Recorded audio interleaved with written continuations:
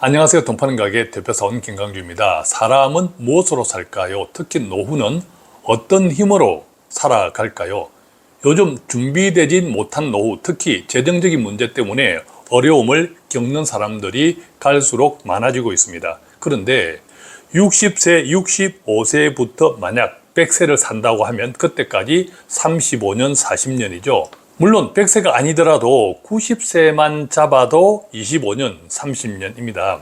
이것은요, 만약에 30살, 그러니까 30세에 결혼을 하고 가정을 꾸린다고 가정할 때 그때부터 거의 60세 노후가 되는 엄청난 시간이기도 합니다. 그렇다면 사람은 도대체 무엇으로 살까요? 이 질문을 30세 가장에게 했을 때 어떤 대답이 돌아올까요? 여러분들도 30년으로 시간을 거스르면 그때 어떤 희망으로 살았을지 한번 생각해 보면 좋겠습니다. 물론 여러 가지 대답이 있을 수 있지만 가장 일반적인 것은 조금 전에 말씀드린 희망이 아닐까 생각합니다. 예를 들어 30살에 내 집이 없이 예컨대 원룸에서 신혼생활을 시작했더라도 옛날로 치면 단칸 새방에서 시작했더라도 배우자와 함께 아이를 낳고 기르고 집을 조금씩 넓혀가고 또 새 집을 장만하는 것이 희망일 수 있는 거죠.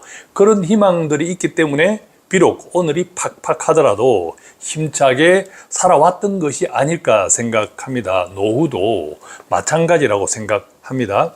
예컨대 30세 가장이 노후가 될 때까지의 시간이나 지금 60세, 65세 노후가 언제일지 모를 그때가 될 때까지의 시간은 얼추 비슷합니다.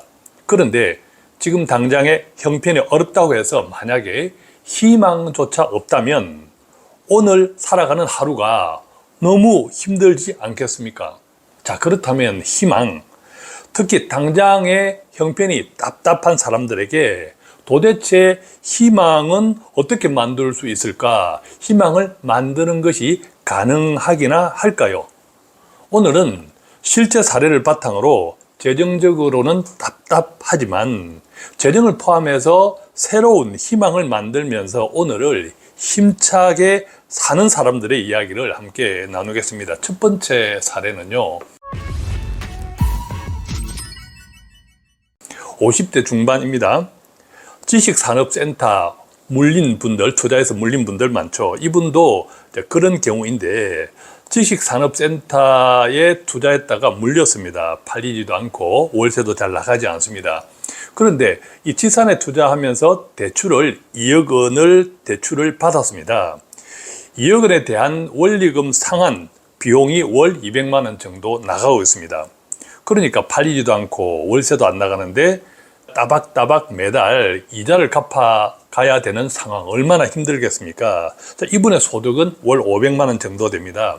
그런데 생활비 한 300만 원 제하고 원리금 상환 200만 원 제하면 남는 돈이 없는 거죠. 그래서 하루하루 산다는 것이 너무 짜증뿐입니다.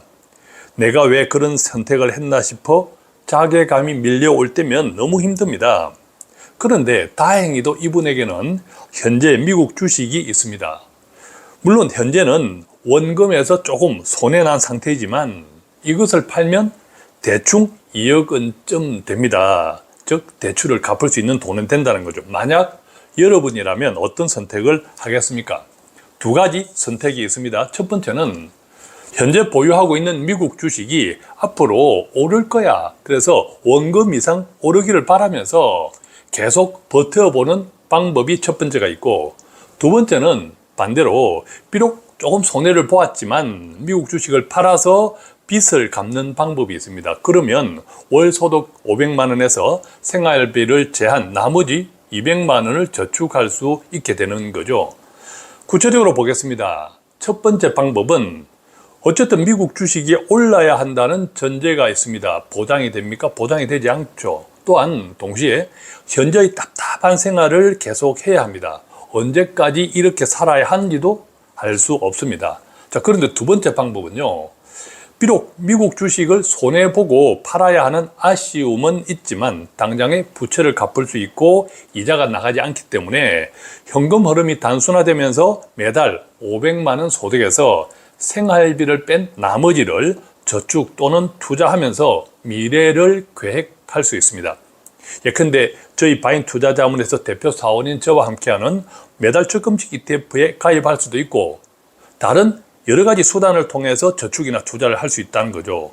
자, 그러다가 거의 포기하다시피 하고 있는 지산이 팔리면 또 얼마나 기쁘겠습니까? 즉, 이분의 경우에는 현재 처한 재정적인 문제를 가능하면 단순화시켜서 보장되지 않는 막연한 기대보다는 지금 당장 확정할 수 있는 소득을 늘리고 지출을 줄이는 것이 핵심입니다. 자, 두 번째 사례입니다. 60대 초반의 경우인데요. 월 소득 250만 원을 건물 관리인으로 일하면서 벌고 있습니다. 앞으로 5년 이상 소득 활동이 가능하겠다라고 생각하는데요. 또한 다행히 올해부터 국민연금 50만 원을 받습니다. 그래서 총 소득은 300만 원 정도 되는데 몇 년 전에 갭 투자, 전세를 끼고 갭 투자했던 아파트가 현재 3억 원 가까이 많이 올랐습니다. 특히나 역세권에 30년 넘은 아파트이기 때문에 앞으로 만약 재건축이 되면 더 오를 수 있다는 기대가 있습니다. 그래서 계속 보유하고 있습니다. 그런데 부부가 월 100만 원짜리 월세를 삽니다. 또한 그동안 생활비가 모자라서 갭 투자했던 아파트를 담보로 대출을 1억 원 정도 받았습니다. 그래서 현재 월 55만 원 정도 이자만 상환하고 있습니다. 이분도 월 소득 300만 원에서 생활비와 대출 이자를 빼고 나면 건건히 살고 있습니다. 그래서 하루하루 사는 것이 짜증뿐이라고 합니다. 돌아보면 노후가 될 때까지 이렇게 저렇게 실수했던 것들이 너무나 후회가 됩니다. 하루가 이렇게 짜증이니까 그런 생각들이 스스로를 괴롭힐 때면 사는 것이 너무 힘들죠. 자, 이분에게도 두 가지 선택이 있습니다. 첫 번째는요, 지금처럼 아파트 값이 오르기를 바라면서 계속 사는 것입니다. 다행히 몇 년 지나면 기초연금도 몇십만 원 받을 수 있다는 것도 장점이기도 하죠. 자, 두 번째 선택은요, 지금 가진 아파트를 그래도 매달 올랐으니까 팔아서 빚도 갚고 현금 흐름을 단순화시키는 것입니다. 자, 여러분이라면 어떤 쪽을 선택하겠습니까? 자, 구체적으로 볼까요? 첫 번째 방법은 아파트가 지금보다 많이 올라야 한다는 전제가 있습니다.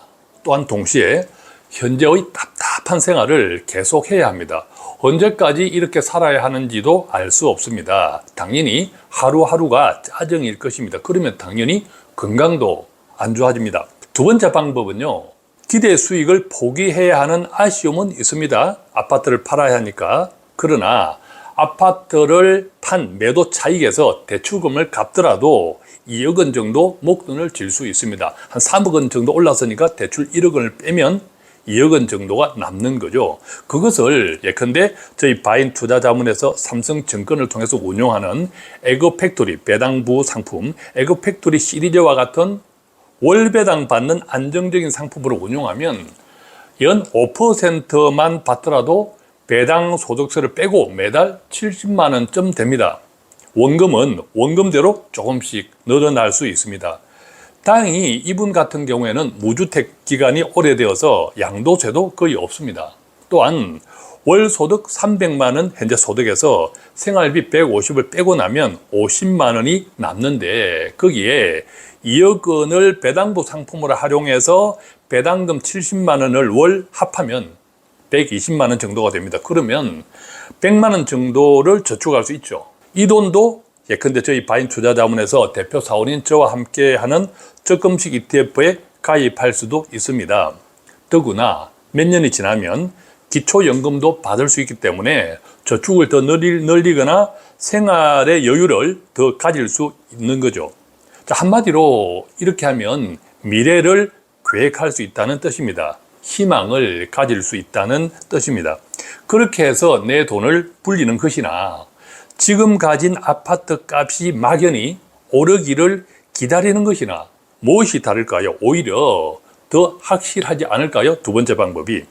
즉, 재정적인 문제를 단순화시켜서 보장되지 않는 막연한 기대보다는 지금 당장 확정할 수 있는 소득을 늘리고 반대로 지출을 줄이는 것이 핵심입니다. 그렇게 하면 하루가 짜증이 아니라 희망으로 썰레이는 것은 덤으로 얻을 수 있습니다. 당연히 건강에도 도움이 되겠죠. 자, 인생은 아무도 모릅니다. 50대든 60대든 내일 일은 아무도 모릅니다. 특히 60세 이후는 더욱 그렇습니다. 그렇기 때문에 가능하면 오늘을 기쁨으로 누리는 것이 좋습니다. 자, 그러려면 현재의 재정을 가능하면 단순화시키자. 그래야만 여유가 생긴다. 그랬을 때 앞서 말씀드렸던 30세 신혼부부처럼 앞으로 20년, 30년에 대한 희망을 설계할 수 있습니다. 비록 오늘은 팍팍하더라도 긍정의 힘이 생기고 이렇게라도 살 수 있는 것이 어디냐 하면서 남 탓하지 않고 감사할 수 있습니다. 사람은 무엇으로 사는가? 희망으로 삽니다. 그것이 없으면 억만금을 가졌어도 불행할 수 있습니다. 정리해 보겠습니다. 어떻게 희망을 만들까? 세 가지입니다. 첫 번째, 재정적인 문제를 단순화시키자. 그 결과 막연한 기대보다 확정할 수 있는 소득을 늘리고 지출을 줄일 수 있습니다. 자, 두 번째, 그렇게 하면 남 탓하지 않고 이렇게라도 살 수 있고 희망을 가질 수 있다는 것에 감사하게 됩니다. 그 결과 세 번째, 미래를 긍정하는 태도가 생깁니다. 자, 오늘 이렇게 사람은 무엇으로 사는가, 특히 노후에는 어떤 힘으로 사는가에 대한 이야기를 두 분의 사례를 통해서 함께 나누어 보았는데, 노후를 계획하거나 노후를 살아가는 분들에게 조금이라도 도움이 되었으면 좋겠습니다. 고맙습니다.